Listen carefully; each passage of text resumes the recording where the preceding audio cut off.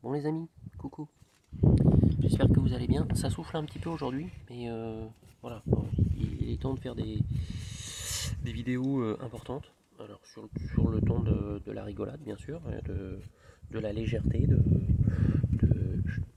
bonnes énergies, mais j'ai envie de vous partager avec vous quelques concepts qui sont le fruit de 10 ans d'expérience et qui parlent de la réincarnation, en fait, du principe de la réincarnation. Voilà.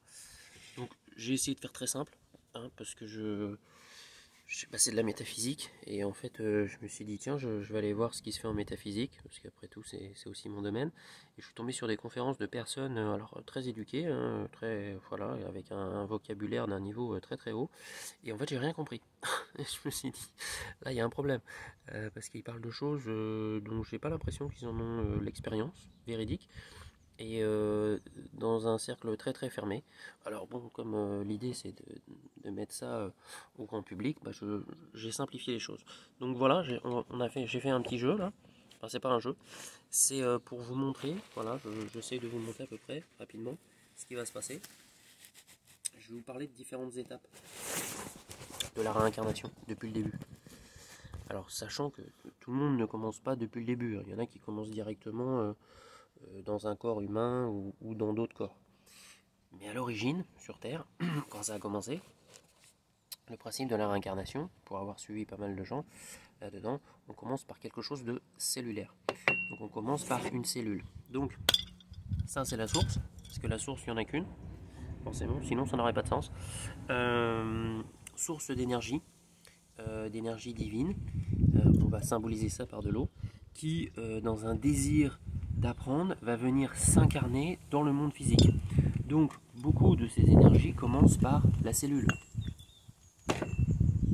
l'eau, de commencer en tant qu'une goutte d'eau. Alors j'ai eu par exemple cet exemple de cette femme qui, elle, dans une vie antérieure très très lointaine, a participé à l'évolution des océans, le temps que les océans deviennent suffisamment salés pour accueillir la vie. Alors c'est une vie qui a duré à peu près 100 000 ans, et elle me parlait en fait du mouvement, de la grandeur, vraiment d'une mission très importante que de participer à la préparation de la vie sur Terre. C'était magnifique. Donc une vie de molécules d'eau. Une fois que cette vie a été remplie, c'est-à-dire qu'elle a rempli ses fonctions et qu'elle a compris ce qu'elle devait faire, ceci, donc son expérience dans sa molécule d'eau, son expérience, donc sa partie énergétique, revient, je vais avoir besoin de ça, voilà, revient à la source. C'est-à-dire que la goutte d'eau existe toujours, mais reste dans l'océan, et l'énergie qui était incarnée dans la goutte d'eau, la conscience, revient à la source. D'accord? Hop là. Bon, il va y avoir quelques petits problèmes techniques, mais on va y arriver. On va y arriver. Voilà. Bon, je continue. Vous êtes toujours là? Ça te fait sourire en même temps. C'est bien. Tiens, bah regarde, je vais te faire encore plus marrer, tu vois. Hop, on va faire un truc. Voilà, voilà. Léger, très léger. C'est important. Alors évidemment, reviens sur la sensation de tes pieds, parce qu'il va falloir être ancré pour assimiler ceci. Donc, première étape, goutte d'eau. Étape suivante, quand elle a bien compris ce que c'était que de vivre en goutte d'eau, elle va décider, donc la conscience, de s'incarner dans quelque chose de plus dur, de plus conséquent. Donc ça peut être le minéral. Donc le minéral va être imprégné d'une énergie, hein, pour ceux qui font de la lithothérapie, vous connaissez le principe, que alors les pierres ont des consciences, ont une énergie, mais derrière cette énergie, il y a une conscience. De vivre dans une pierre, le temps de comprendre toutes les leçons de vie, d'être dans ceci, jusqu'à ce que la conscience de ceci décide, je ne vais pas faire de conneries, de retourner à la source et d'enrichir donc la source. On peut appeler Dieu si vous voulez, on peut appeler ça la force, on peut appeler ça, peu importe, on peut appeler ça comme vous voulez, la source, c'est-à-dire la conscience universelle. Une fois que ça a été vécu là-dedans, d'ailleurs je vais en laisser un petit peu, histoire de, ça peut passer dans un autre corps qui va être par exemple la fleur. D'accord, j'avais eu encore une femme, là encore, qui se rappelait de sa vie de fleur, où elle savait être une individu, et en même temps faire partie du tout, faire partie de la conscience de la nature. On peut appeler aussi Gaïa, la Terre. Jusqu'à ce que cette vie-là assez éphémère, hein, vous le conviendrez, c'est assez court, soit remplie et qu'elle décide de revenir là encore à la source. Mais ce qui était intéressant, c'est quand elle sentait cette vie et qu'elle était dans cette vie, elle sentait son environnement et elle sentait les énergies autour d'elle, et notamment celles des humains. C'est important. Donc, va ensuite passer à une autre vie qui, par exemple, va être symbolisée par un arbre. Parce qu'un arbre, déjà, peut vivre super longtemps, est conscient de son environnement et va accéder à un certain nombre d'informations, d'expériences. Je change de chaise, là, hop, d'expérience, pour acquérir, eh bien, une expérience de vie, voilà, d'arbre, jusqu'à ce qu'elle décide de partir. Alors ça ne veut pas dire que l'arbre va mourir, parce que là encore c'est un autre concept. Il y a des âmes qui peuvent partir d'un individu et laisser la place à d'autres âmes qui vont prendre la place dans le même corps de cet individu. C'est assez fou, hein. En termes humains, ça s'appelle des walk-in, mais on y reviendra plus tard. Ensuite, elle peut choisir une vie un peu plus conséquente qui va nécessiter ou qui va être dans un système un petit peu plus compliqué, où elle va avoir un libre arbitre, donc de bouger, par exemple symbolisé par cette ça, je crois que ça s'appelle, je ne sais plus comment ça s'appelle, donc un animal marin qui va avoir une expérience et qui va voyager, donc qui va avoir cette liberté et qui va avoir toutes sortes d'expériences, voilà, donc acquérir toutes sortes d'expériences où à chaque fois sa conscience là va acquérir l'expérience de cette vie là, jusqu'à ce qu'elle décide de mourir, de le quitter, et que son expérience revienne évidemment à la source. Donc vous comprenez le principe, c'est très simple. Mais à chaque fois, il peut y avoir d'autres consciences qui prennent la place, ou qui sont encore présentes. Parce qu'il y en a partout. Ces vies-là, en fait, sont l'une après l'autre, mais bon, je ne vais pas aller trop vite, je vais continuer. Je suis désolé, c'est un petit peu confus, mais vous allez mettre de l'ordre, hein. Peut décider d'avoir une autre vie, par exemple un amphibien, non c'est un crapaud, c'est à peu près la même chose. Donc un petit peu plus compliqué, et là le crapaud il va y avoir une communauté, donc il va devoir interagir avec d'autres crapauds. Ça c'est intéressant parce que ça va faire entrer dans sa conscience une expérience un peu plus développée. On va passer la plume à l'oiseau, qui vient donc d'une famille, qui vit dans un nid, qui voyage, ainsi de suite, et qui va acquérir au fil de sa vie beaucoup d'expériences, qui va donc engrammer dans sa conscience un certain nombre d'expériences et enrichir sa conscience de cela. On va passer à des animaux de plus en plus gros, de plus en plus conscients.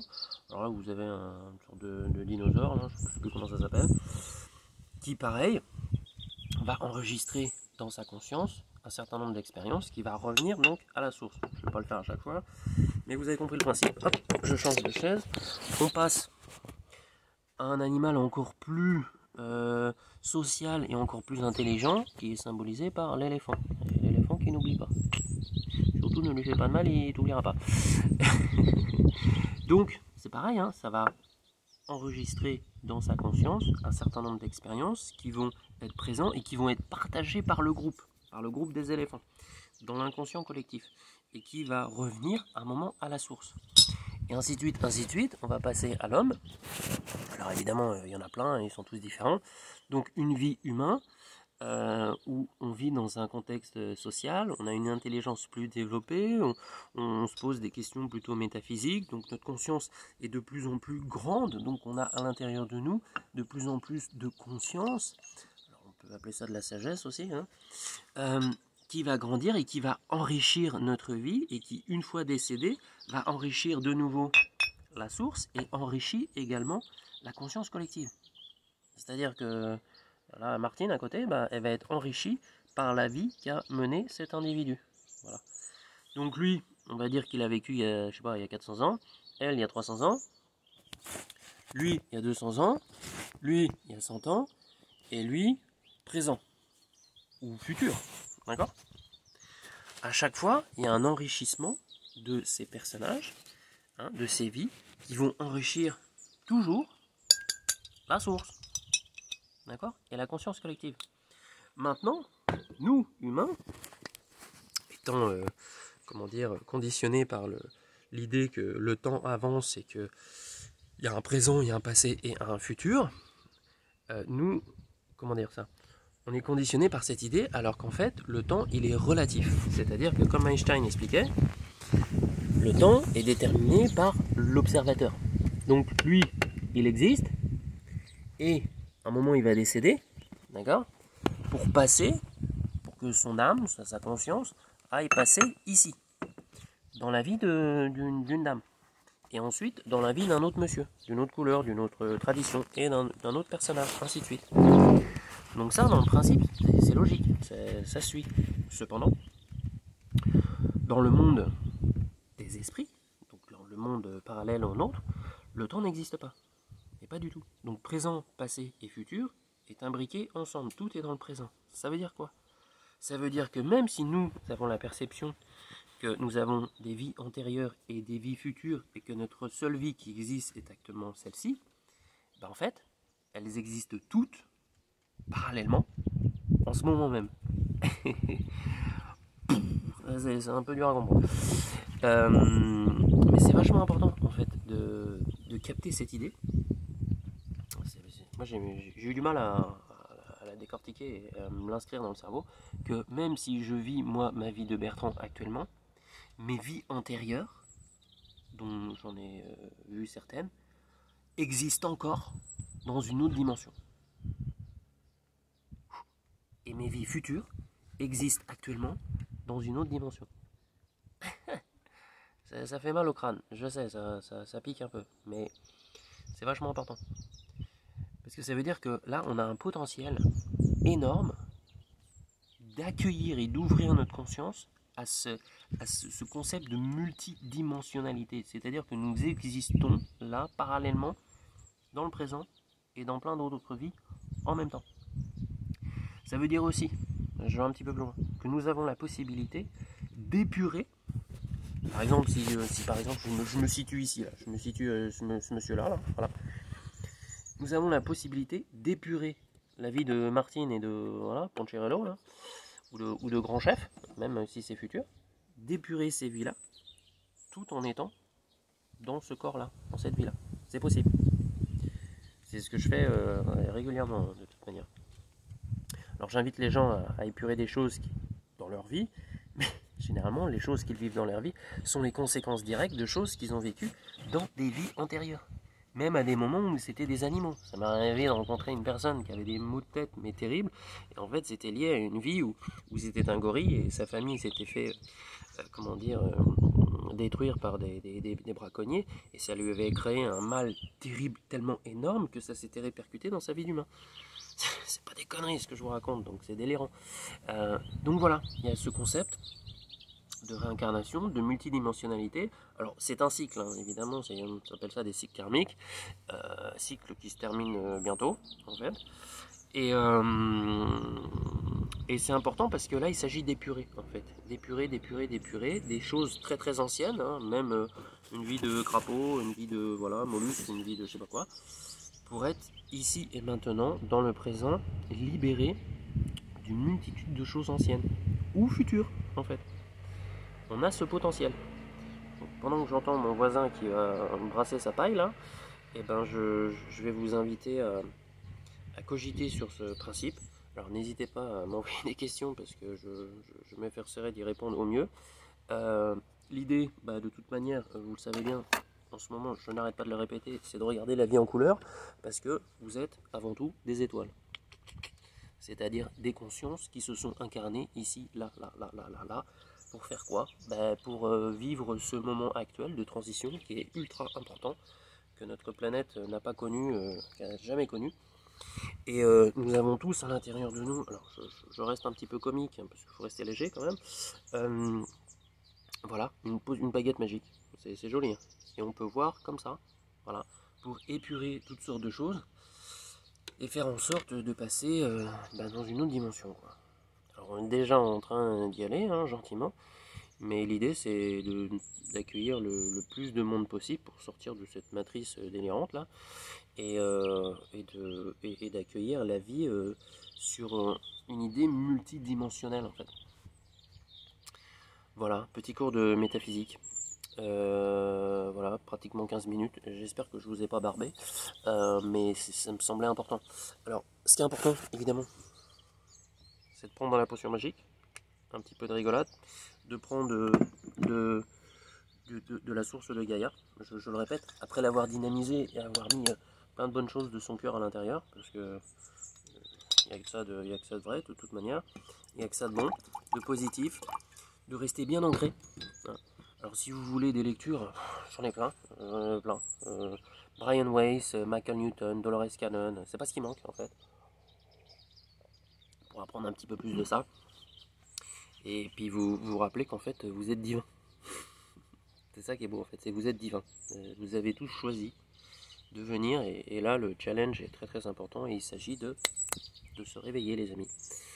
Voilà, c'est tout. J'espère que ça va passer, se faufiler jusqu'à la source intérieure pour rentrer par votre pinéal ou par ailleurs et puis pour vous dire ah tiens c'est sympa, c'est vrai que je peux peut-être épurer plein de trucs et me sentir capable de plein de choses. Voilà. C'est tout. Je vous laisse, je vous embrasse, je vous aime. N'hésitez pas à mettre ça ou ça, si ça vous plaît pas. Ça me va aussi, hein, mais ça, histoire que ça circule, partagez, faites-en ce que vous voulez. Voilà, mais prenez conscience que vous avez un potentiel extraordinaire. Et c'est ça l'idée. Je vous embrasse, je vous dis à plus tard, et puis je vous laisse avec les oiseaux. Et puis on se dit à bientôt. Allez, au revoir.